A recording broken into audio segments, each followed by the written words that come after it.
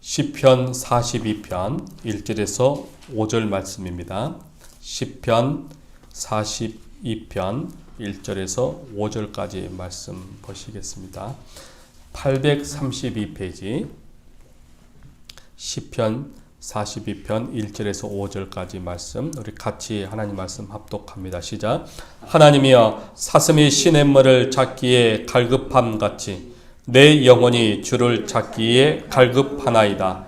내 영혼이 하나님 곧 살아계시는 하나님을 갈망하나니 내가 어느 때에 나아가서 하나님의 얼굴을 배울까? 사람들이 종일 내게 말하는 내 하나님이 어디 있느냐 하오니 내 눈물이 주야로 내 음식이 되었도다. 내가 전에 성의를 지키는 무리와 동행하여 기쁨과 감사의 소리를 내며 그들을 하나님의 집으로 인도하였더니 이제 이 일을 기억하고 내 마음이 상하는도다. 내 영혼아, 내가 어찌하여 낙심하며 어찌하여 내 속에서 불안해하는가? 너는 하나님께 소망을 두라. 그가 나타나 도우심으로 말미암아 내가 여전히 찬송하리로다. 아멘. 오늘 제목은 갈급함입니다. 갈급함. 예수님께서 사마리아 수가성에 들어가셨습니다. 그곳에 한 여인을 예수님이 만나게 되었습니다. 예수님은 이 여인의 영적인 마음의 상태를 알고 있었습니다.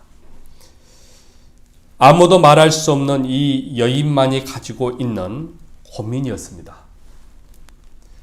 이 여인만이 가지고 있는 이 고민을 예수님이 알고 계셨다라는 것, 이거는 참 의미가 있습니다. 우리는 감추고 싶고 그리고 나만이 아는 비밀이지만 하나님 앞에서는, 예수님 앞에서는 감출 수가 없는 겁니다. 말하지 않아도, 예수님께 찾아 나오지 않아도 예수님이 먼저 다가가는 이 상황을 보게 됩니다. 종종 예수님이 갈급한 사람이 문제를 가지고 찾아오는 사람도 있지만 때로는 예수님이 먼저 다가가는 그런 장면들도 성경에서는 여러 곳에서 등장하게 됩니다. 여러 인물들 가운데 오늘 이 수가성의 여인은 바로 예수님이 먼저 찾아온 사건입니다. 예수님께 말하지 않았는데, 자신의 이 문제를 말하지 않았는데 예수님이 먼저 찾아오신 겁니다. 이것도 일부러, 예수님은 유대인입니다. 유대인이기 때문에 사마리아에 대한 이 적대감이 유대인들에게는 있습니다. 그래서 사마리아와 유대인의 관계는 가깝지 않는, 사이가 좋지 아니하는 그런, 사실은 불편한 관계인데도 불구하고 유대인인 예수님이 이거를 모를 리가 없는 거죠. 알고 계심에도 불구하고 사마리아 땅으로 들어가시는 겁니다. 사마리아 땅 수가성입니다. 수가성에 이 여인을 예수님이 직접 만나러 오신 겁니다. 우리가 전체적인 맥락을 보게 되면 우연하게 예수님이 이 여인을 만나는 것처럼 보이지만 사실은 하나님의 이 구속의 계획 속에는 우연이라는 것은 없는 거죠. 이것은 결국은 이 여인과 예수님과의 이 만남은 이미 예수님의 그 계획 아래에서 이루어진 사건입니다. 그래서 예수님께서는 일부러 일반적으로 보면 유대인들에게 멀리 좀 돌아서 가야 되는데 예수님은 일부러 이 여인을 만나기 위해서 수가성으로 들어오신 겁니다. 특별히 이 여인은 지금 아주 뜨거운 대낮에 사람들이 보이지 아니하는 그 시간에 예수님이 지금 우물가에 앉아 계시는 겁니다. 그러니까 이 여인은 사람들의 눈을 피해서 간 건데 상상외로 웬 남자가 그곳에 서 있는 것이죠. 아마 성경에는 나와 있지 않지만 아마도 이 여인은 좀 당황하지 않았을까. 자신이 부끄럽고 수치스럽고 문제가 있기 때문에 가장 뜨거운 종호에 있는 사람들이 안 나오는 시간에 이 여인이 나왔다는 것은 사람들의 눈을 피해서 오는 건데, 그리고 이 여인은 예수님이 유대인이라는 사실을 또 알고 있습니다. 예수님이 유대인이라고 말 안 했는데 이미 알고 있는 거예요. 그런데 유대인이면 사마리아인과 대화도 하지도 않고, 그리고 이 시간에는 나오지 않는 시간인데 한 청년이 우물 곁에 앉아 계시니 얼마나 이 여인은 부담이 되겠습니까?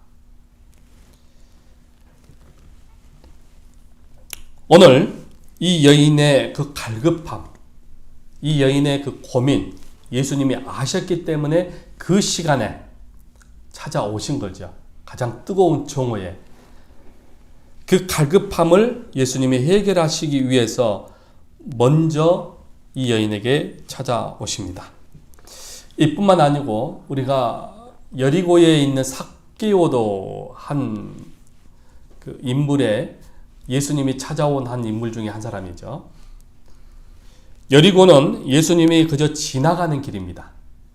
십자가를 이제 짊어지시고 죽기 위해서 예루살렘으로 올라가는 지나가는 과정입니다. 그러나 우리가 성경을 통하여서 그 과정이 지나가는 과정이라 할지라도 이거 역시도 예수님의 그 구속의 섭리 아래 들어있는 것이죠.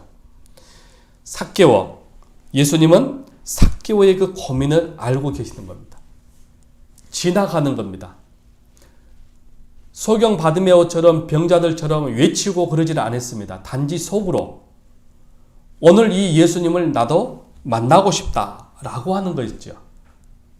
전혀 어떤 그 소리가 들리지 아니하는 그런 상황 속에서 예수님께서 삭개오의 마음을 읽은 겁니다. 삭개오의 그 마음 속에 무엇이 있습니까?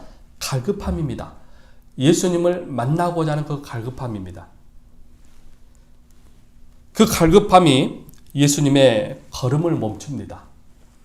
참 이게 대단하죠.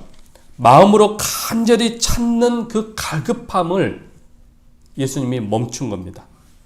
들리지도 아니하고 소리치지도 않았는데 삭개오는 그렇게 예수님을 만나고자 하는 그러한 그 간절함, 그 목마른 이것이 삭개오에게 있었고 그것이 예수님의 마음에 전해진 것입니다. 예수님은 삭개오의 그 갈급함을 알고 계셨습니다. 그리고 그 가던 길을 일부러 예수님은 찾아가십니다.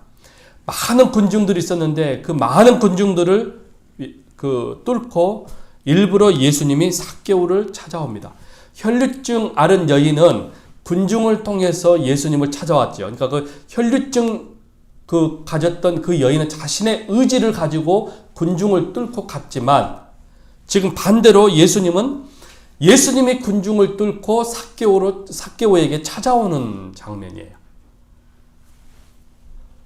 왜 이렇게 되었을까? 혈류증 나는 여인도 갈급함이었지요. 그러나 삭개오도 갈급함입니다. 그런데요, 삭개오는 그 예수님의 자신에게 찾아오는 그것에 대해서 너무나 감격스러워하고 감사해하고 있습니다. 내가 말하지도 않았는데, 소리 지르지도 않았는데 먼저 예수님이 아시고 찾아오셨다라는 거예요.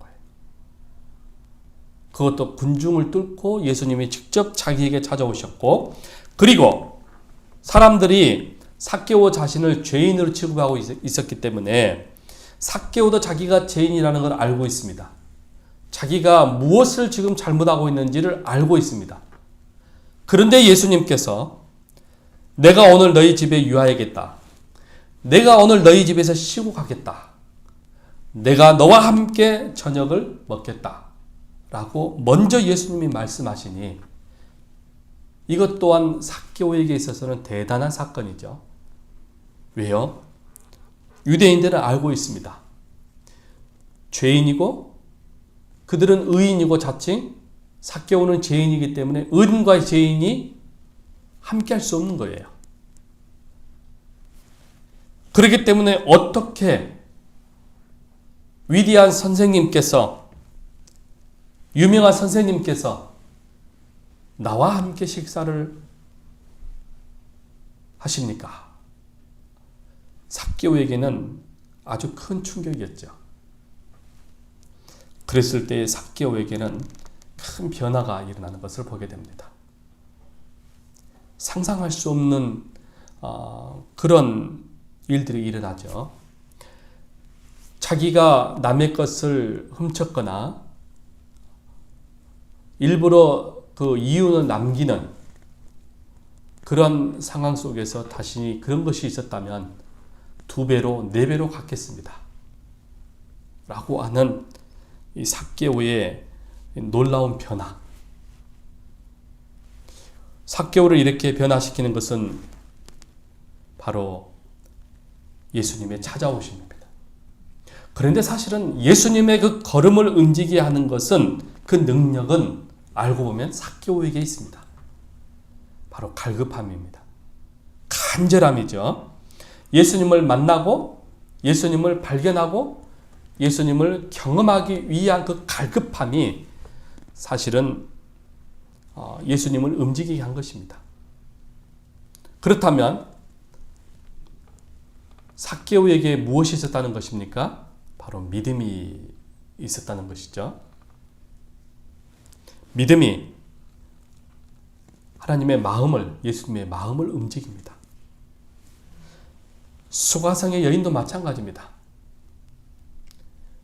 그 갈급함을 아시고 예수님이 만나 주시니까 그가 그 항아리를 던져버리고, 우선순위가 뭡니까? 지금 목마름 때문에 나왔는데 우선순위가 바뀌어져요. 이제는 목마를 필요가 없어요. 왜? 목마름보다 더 중요한 것은 뭐냐? 내가 예수님을 만난 그 기쁨의 감격이 너무 큰 거예요. 그러니까 항아리를 놔두고 그 다음에 행동이 뭐죠? 마을로 내려가서 복음을 전하는 거예요. 바꿔지는 거예요. 그 삶의 우선순위가 바꿔지는 거예요. 나중에 복음을 전해도 되거든요. 차후에 복음을 전해도 돼요. 그런데 지금 자신이 누굽니까? 사람들로부터 이 여인은 부끄러움의 대상이에요. 스스로가.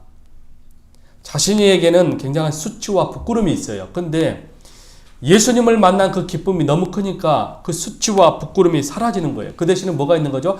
담대함과 용기와, 그리고 이 기쁨을 나누고자 하는 그런 그 간절함이 사실은 이 여인을 마을로 내려가게 만드는 것이죠. 그리고 사람들에게 외치는 겁니다. 변화가 일어난 것입니다. 삭개오도 마찬가지입니다. 그 마음속에 변화가 일어난 겁니다. 결국은 이 수가성의 여인의 행동이나 삭개오의 이런 변화나 그 힘의 온천은 어디서 나왔습니까?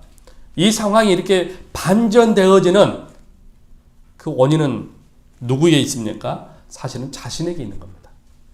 수가성의 여인 자신에게 있는 것이고 삭개오에게 있는 것입니다. 그 갈급함이, 예수님을 만나고자 하는 그런 절박함이, 그 믿음이 결국은 자신들을 변화시킵니다. 많은 병자들을 예수님이 만납니다. 그럴 때마다 예수님이 뭐라고 말씀합니까? 네 믿음대로 되라. 네 믿음이 너를 구원했다. 라고 말씀하시잖아요. 결국은 나에게 있는 거죠. 내가 어떻게 주님을 갈망하느냐에 따라서 바꿔지는 겁니다. 내 삶 속에 신앙의 어떤 그 개혁이, 변화가 일어나지 않는 것은 무엇일까요? 알고 보면 사실은 나 문제입니다. 내가 과연 갈급해 하는가? 내가 과연 주님을 만나고자 하는 절박함이 있는가? 이것이 없으면 우리는 주님을 만날 수가 없고, 주님을 만나지 못함으로 인하여서 우리 안에는 신앙의 아름다운 발전이 나타나지가 않습니다. 그러므로 오늘 수가성의 여인과 삭개오와의 공통점은 바로 갈급함이야. 이 갈급함이 공통점입니다. 그런데요, 이들은 보통 우리가 생각하는 부와 명예와 성공과 출세를 위한 그런 갈급함이 아니었어요. 이들의 갈급함은 바로 내적인 마음의 갈급함이에요. 가장 근본적인 문제예요. 성공과 부와 출세, 이것이 오늘날 현대인들이 가지고 있는 모든 문제일 수도 있습니다. 다시 말하면 의식주라고 하는 것이 우리의 갈급함이 될 수도 있습니다. 그러나 이들은 내적인 문제였어요. 의식주, 부와 명예와 권력이라고 하는 평범한 그것이 그들에게 있어서는 갈급함이 아니었습니다. 한 예를 든다면요. 병상에 있는 사람이, 여러분, 병상에 있는 사람이 갈급함은 뭘까요? 육신이 건강한 거예요. 자신의 몸이 건강하게 낫는 것이 갈급함이에요. 아파 죽겠는데 의식주, 부와 명예와 권력이 무슨 소용이 있겠어요? 그건 갈급함이 아니에요. 자신의 갈급함은, 병상에 있는 환자의 갈급함은 낫는 겁니다. 몸이 건강한 겁니다. 삭개오나 수가성의 여인의 갈급함은 바로 그런 겁니다. 내적인 문제였어요. 영적인 문제입니다. 오늘 우리의 갈급함도 사실은 이와 같아야 돼요. 영적인 갈급함이에요. 의식주가 우리의 갈급함이 되어져서는 안 되는 겁니다. 이건 본질이 아니에요. 우리의 영적인 겁니다. 영적. 아무리 부와 명예와 권력이 있어도 여러분 늘 마음에 짐을 지고 살아간다면 그것은 사는 것이 아니겠죠. 왜 내노라는 그룹의 큰 이 오너들이, 회장들이 여러분, 또는 부유하고 넉넉한 사람들이 왜 자살하거나 우울증으로 인해서 죽거나 이런 그 마약을 하거나 이런 일들이 일어날까요? 결국은 내적인 문제예요. 영적인 문제예요. 우리는 그들이 도대체 다 가졌는데 부유하고 남부럽지 않는 그런 배경의 환경인데도 불구하고 왜 마약하고 왜 우울증에 걸리고 왜 자살하고 왜 저렇게 그 부도덕한 삶을 살아가느냐라고 우리는 이해가 안 되잖아요. 그러나 그들에게는 그게 문제가 아닌 거예요. 내면의 문제. 가난해도 여러분 평화로운 것이 좋은 거죠. 없어도 마음에 평안함이 있는 것이 좋은 거죠. 사람들이 예수님을 만나지 못하기 때문에 여러분 이런 부유해도 다 사람들이 가지고 있는, 사람들이 생각하는 그런 부와 명예와 그 모든 것을, 부러울 것이 없는 그런 모든 것을 가졌다 할지라도 여러분 예수님을 만나지 못하면 그 사람이 가장 불행한 사람입니다.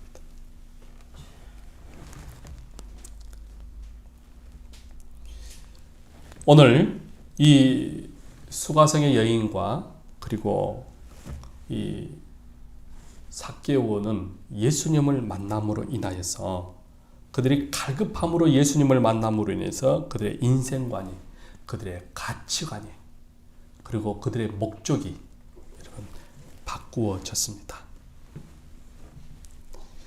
이제 나를 위한 나만의 인생관이 아니라 이웃과 함께하는, 이웃을 돌보는 그런 인생관, 가치관으로 여러분 바꾸어지게 됩니다. 수가성의 여인은 주를 위해서 복음을 전하는 가치관, 인생관으로 바꿔지고요. 오늘 삭개오 같은 경우는 자신의 모든 재산을 이제는 이웃을 위해서, 나만을 위해서 모았다면 이제는 이웃을 위해서 나누는 여러분 그런 가치관, 그런 인생관, 목적이 여러분 바꾸어지는 것을 보게 됩니다. 그렇습니다. 복음은 예수 그리스도인데 예수 그리스도는 우리의 모든 생각을, 가치관을, 인생관을 바꿉니다. 가치관이 영적인 것을 추구하며 주님의 복음을 전하는 삶으로 그 생각이 이들이 바꾸어지는 것을 보면서 복음에는 능력이 있음을 우리가 다시 한번 깨닫습니다. 예수님에게 이러한 능력이, 사람을 변화시키는 능력이 있다는 사실을 여러분 또 한번 우리는 발견하게 되는 겁니다. 주님을 만나면 여러분 삭개오가 그리고 이 수가성의 여인의 삶이 바꾸어지는 것처럼 우리도 예수님을 만나면 누구든지 여러분, 누구든지 어떤 사람이든지 여러분 전과가 있어도 예수님을 만나면 바꾸어집니다. 인생관이, 가치관이 바꾸어집니다. 제가 얼마 전에 유튜브를 통하여서 김정식 목사, 개그맨이잖아요. 바풀떼기라 그런가요? 그걸 잠시 보았습니다. 그 간증을 통해서 제가 바꾸어지는 것을 보았습니다. 그가 여러분 그 개그맨으로서 얼마나 가거에 이렇게 탑을 달리는지 몰라요. 상도 많이 받았고요. 그러면 돈도 많이 모았더라고요. 그런데 그가 예수님을 만남으로 인해서 이제는 개그맨이 아니라 사람을 웃기는 것이 아니라 이제는 하나님을 위해서 바꿔지는 겁니다. 복음을 위해서. 목사 안수를 받았지만 어디 교단에서 받았는지 모르겠지만 아무튼 그가 목사로서 복음을 전한 자로 바꿔지는 거예요. 예수님을 만나니까 그가 가지고 있었던 그 화려함 있지 않습니까? 연예인이라고 하는 그 화려함도 이게 벗어버리더라는 거예요. 그냥 가볍게, 가치 없게 그냥 버릴 수 있는 그런 용기와 결단이 생겨졌다는 겁니다. 그러니까 예수님을 만나지 않으면 그 화려함 있지 않습니까? 그 인기, 그리고 그 돈, 그거 아까워서 어떻게 그걸 버릴 수 있겠어요? 그러나 예수님을 만나니까 그 연예인, 그 인기, 그 화려함을, 그리고 그 많은 저물들을 그걸 다 버리는 게 되는 겁니다. 그리고 오직 주를 위해서 복음을 전하는 그런 모습, 자신이 그 간증하는 것을 제가 보았습니다. 예수님을 만나면 이렇게 바꿔지는 거지요. 오늘 우리가 주님을 만나고자 하는 그런 갈급함을 가질 때에 여러분, 주님은 우리를 만나주시고 주님 만나면 나도 여러분도 이렇게 인생관이, 가치관이 바꾸어지는 것입니다. 오늘 본문 말씀에서 다윗이 하나님을 만나고자 여러분 갈급해하고 있음을 봅니다. 하나님을 만나고자 하는 그 절박함을 지금 그가 고백하고 있습니다.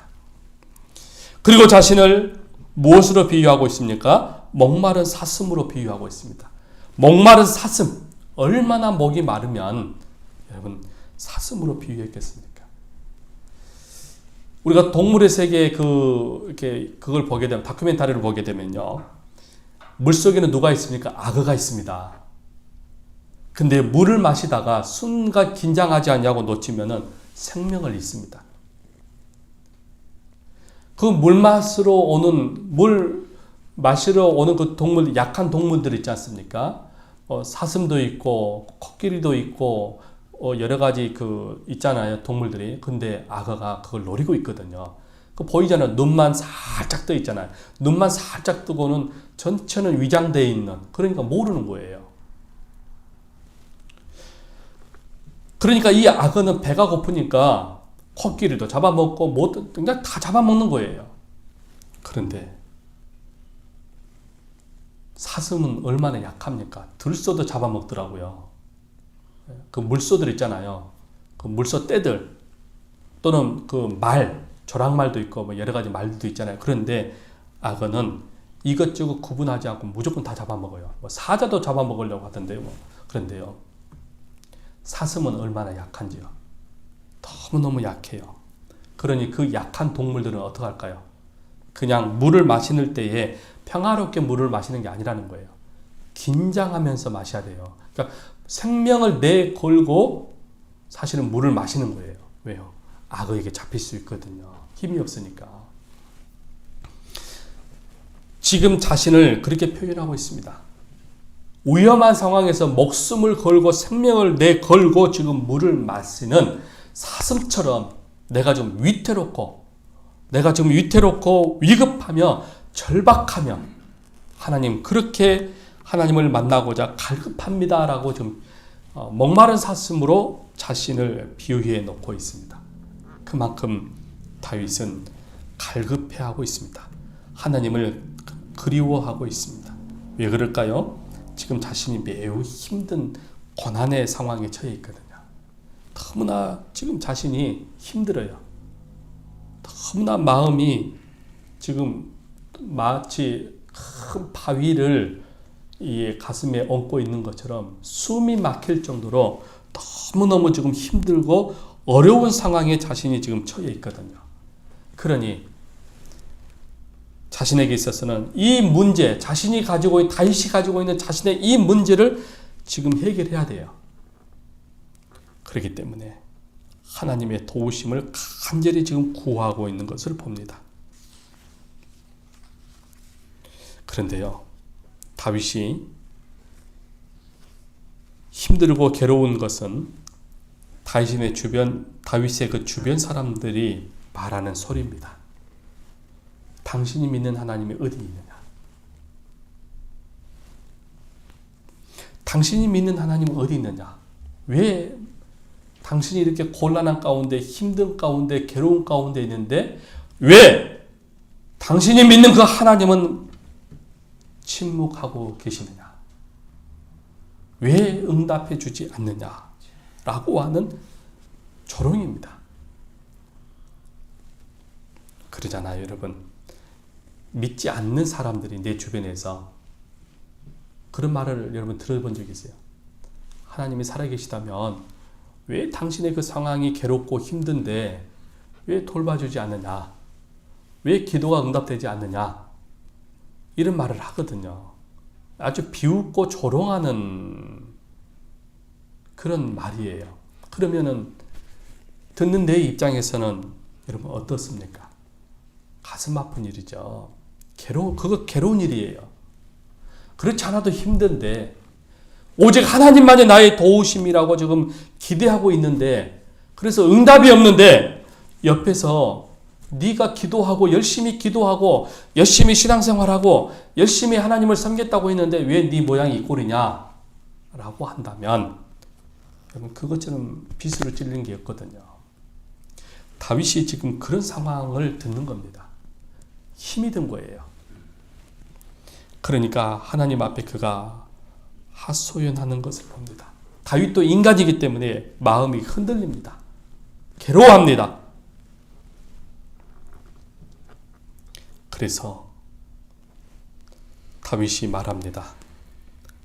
자신의 그 흔들림, 자신의 그 괴로움. 그래서 오늘 5절 말씀에 내 영혼아 네가 어찌하여 낙심하며 어찌하여 내 속에서 불안해하는가. 다윗이 흔들리기는 하나님 그렇습니다. 내가 이렇게 절박하고 힘이 드는데 왜 침묵합니까? 왜 하나님 나타나지 않습니까? 라고 하는 겁니다. 그러니까 다윗이 또 힘든 거예요. 그러니까 낙심이 되는 거예요. 그러니까 내 영혼아 네가 어찌하여 자신에게 하는 말입니다. 낙심하며 내 속에서 불안해하는가. 흔들리고 있는 자신의 그 모습에 자신에게 하는 말입니다. 자신의 그 흔들리는 그 불신앙적인 그 마음을 이제 다윗이 그 불안함 속에서도 믿음의 생각으로 이제 바꾸려고 합니다. 그 불안함 속에서도 왜 불안해하느냐? 그러나 나는 여전히 하나님을 찬송하려다. 예. 너는 하나님께 소망을 두라. 그가 나타나 도우심으로 말미암아 내가 여전히 하나님을 찬송하리로다. 오늘 우리는 무엇 때문에 갈급해합니까? 무엇 때문에 불안해합니까? 그 불안함, 그 갈급함을 우리는 하나님께 아뢰어야 될 줄 믿습니다. 다윗처럼 그런 불안함 속에서도 그런 낙심의 절망 속에서도 우리는 어떤 결단을 내야 될까요? 바로 하나님께 소망을 두는 겁니다. 그리고 흔들려도 상황은 악화되어지고 여전히 좋지 않은 상황 속에서도 여전히 나는 하나님을 찬송하려다. 그가 나타나 도우심으로 말미암아 나는 흔들리지 아니하고 여전히 그분을 찬송하겠다라고 하는 이 다윗의 결단이 우리에게도 있어지기를 바랍니다. 더욱더 여러분 우리도 다윗처럼 하나님 앞에 갈급함을 가지고 하나님을 찾기를 바랍니다. 그리고 하나님을 만나는 귀한 은혜가 저와 여러분들에게도 있어지기를 바랍니다. 기도하겠습니다. 하나님, 오늘